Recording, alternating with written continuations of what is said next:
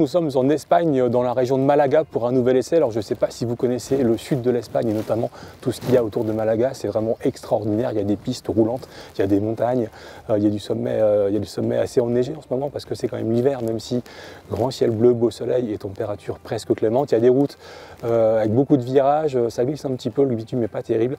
Mais en tout cas, c'est vraiment les conditions parfaites pour tester cette nouvelle Africa Twin Adventure Sport.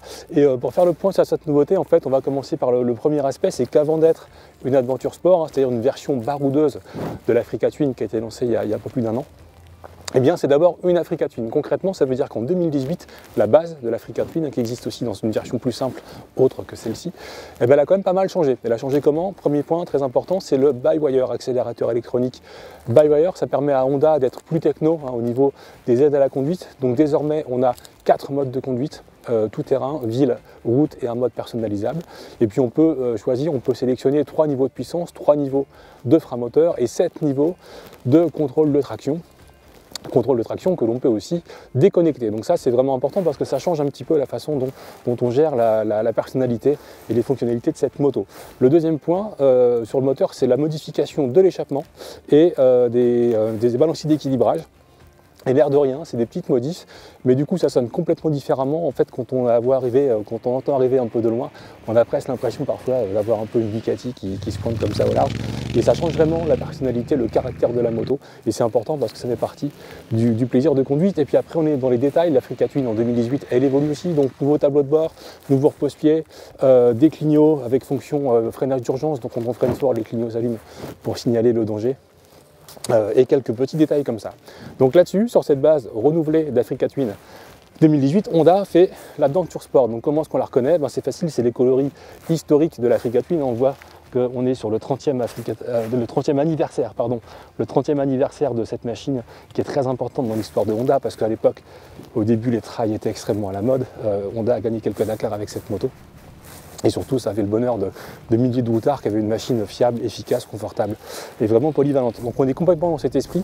Alors on la reconnaît avec ses coloris. On reconnaît aussi des petits détails historiques, hein, la trousse à outils sur le côté.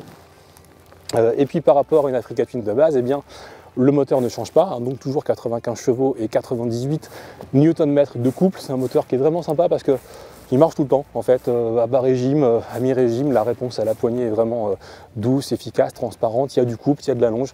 Maintenant il y a une sonorité plus sympa et c'est vraiment un parfait ensemble avec cette machine. Alors on la reconnaît aussi cette Adventure Sport au niveau du châssis, ça c'est un point important.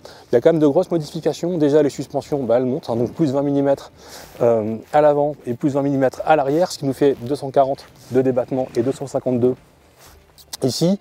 Alors en corollaire, la selle monte aussi, hein, c'est-à-dire que sur une Africa Twin normale, on est sur une selle réglable entre 85 et 87 cm de haut. Là, on est carrément sur 90 ou 92. Moi qui suis assez grand, j'ai quand même du mal à mettre les deux pieds à plat par terre. Donc évidemment, il va falloir avoir un peu le gabarit qui convient pour être sur cette moto. La selle par contre, elle est super confort. Donc c'est vrai que si vous êtes grand, vous aurez plaisir à pouvoir rouler. Autre modification, l'ergonomie, le guidon.